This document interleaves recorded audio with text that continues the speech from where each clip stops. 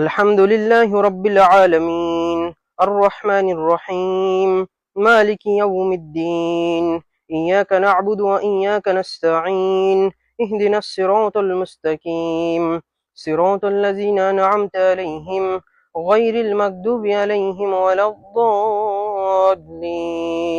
জায়নামাজের সামনে camera on, কলারে mic on, তারপর পুরো নামাজের ভিডিও আপলোড করা, এটা কি মানুষকে নামাজ শেখানো নাকি নিজের ইবাদতকে মানুষের সামনে প্রদর্শন করা? আল্লাহ কি আমাদেরকে বলেছেন আমার জন্য ইবাদত করো নাকি মানুষকে দেখে ইবাদত করো? ইবাদত যদি একমাত্র আল্লাহর জন্য হয় তাহলে সেই ইবাদতের মাঝখানে ক্যামেরার উপস্থিতি আমাদের মনের মধ্যে কি কোনো খটকা সৃষ্টি করে না? প্রিয় ভাই ও বোনেরা, প্রথমে একটা কথা পরিষ্কার করে নেওয়া দরকার, আমরা কারো অন্তরের খবর জানি না। কার অন্তরে কি আছে সেটা একমাত্র আল্লাহ তাআলাই জানেন। কিন্তু ইসলামে শুধু নিয়ত নয়, বাহ্যিক কাজের দিকেও গুরুত্ব দেওয়া হয়েছে। এমন অনেক কাজ আছে যেগুলো মানুষকে ভুল ধারণা দেয়, ফিতনার দরজা খুলে দেয়, কিংবা রিয়ার অর্থাৎ লোক দেখানোর আশঙ্কা তৈরি করে। একজন মুমিনের উচিত শুধু হারাম থেকে নয়, সন্দেহজনক বিষয় থেকেও দূরে থাকা। আজকাল আমরা এটা দেখছি যে কেউ কেউ কোরআনের তিলাওয়াত, দোয়া, এমনকি পুরো নামাজের ভিডিও ধারণ করে সামাজিক মাধ্যমে আপলোড করছেন। কেউ বলেন উদ্দেশ্য মানুষকে উৎসাহ দেওয়া, আবার অনেকে প্রশ্ন করেন ইবাদত কি এভাবে প্রদর্শনের বিষয়? এই প্রশ্নের উত্তর খুঁজতে হলে আমাদের কোরআন ও হাদিসের কাছে ফিরে যেতে হবে ভাইরা। আল্লাহ তাআলা বলেন তাদেরকে তো শুধু এই নির্দেশই দেয়া হয়েছে যে তারা একনিষ্ঠভাবে আল্লাহর ইবাদত করবে। সূরা আল বাইনাহ আয়াত নম্বর 5। অর্থাৎ ইবাদতের উদ্দেশ্য একটাই, আল্লাহকে সন্তুষ্ট করা।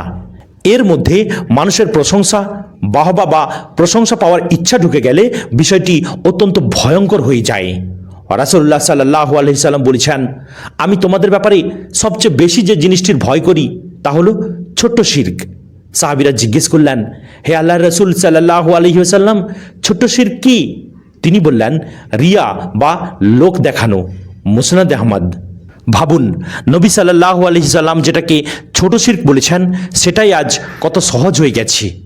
আরেকটি হাদিসে রাসূলুল্লাহ সাল্লাল্লাহু আলাইহি সাল্লাম বলেছেন, যে ব্যক্তি লোকদের শোনানোর জন্য আমল করবে আল্লাহ তাকে লোকদের কাছে প্রকাশ করে দেবেন, আর যে ব্যক্তি দেখানোর জন্য আমল করবে আল্লাহ তার প্রকৃত অবস্থা প্রকাশ করে দেবেন। সহিহ বুখারী ও মুসলিম শরীফের হাদিস। এখানে একটা প্রশ্ন আসতে পারে যে কাবা শরীফের ইমামরা তো ভিডিওতে নামাজ পড়ান, তাহলে সমস্যা কোথায়? এর উত্তর হলো, কাবা বা মসজিদে নববীর ইমামরা নিজেদের ব্যক্তিগত পেজের জন্য ক্যামেরা চালু করেন না। সেখানে মুসলিম উম্মাহর জন্য একটি সরকারি সম্প্রচারের ব্যবস্থা রয়েছে, যা বহু বছর ধরে চলছে। তাদের উদ্দেশ্য ব্যক্তিগত প্রচার নয়, বরং মুসলিম বিশ্বের মানুষকে জামাতে শরিক করা, শিক্ষা দেওয়া এবং সম্প্রচার করা।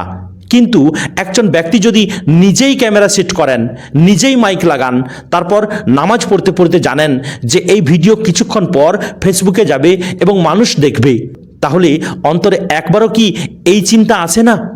ভিডিও হচ্ছে, মানুষ দেখবে, কি সুন্দর তিলাওয়াত হচ্ছে, কত মানুষ প্রশংসা করবে।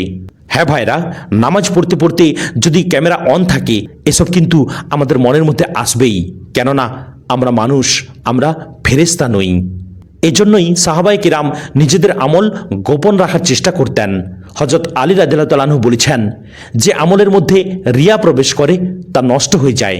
অনেক সালাফে সালেহিন রাতভর তাহাজ্জুদ পড়তেন, অথচ তাদের স্ত্রী পর্যন্ত জানতেন না।